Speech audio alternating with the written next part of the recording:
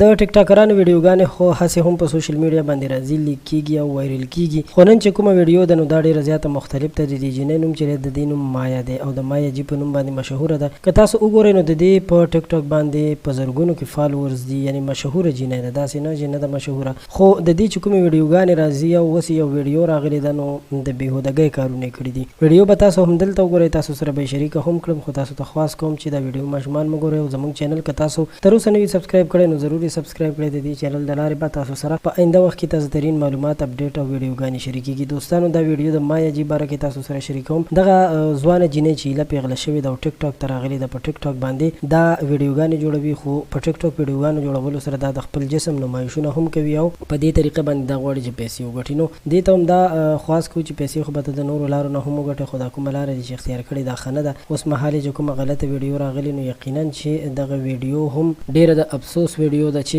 دې پکې داسې غلط کارونه کړي دي. نو که تاسو غواړئ چې دغه ویډیو وګورئ نو تاسو سره د عبرت په تور باندې شریکوم. لاندې په ډسکرپشن کې تاسو په لینک باندې هم کتلی شئ.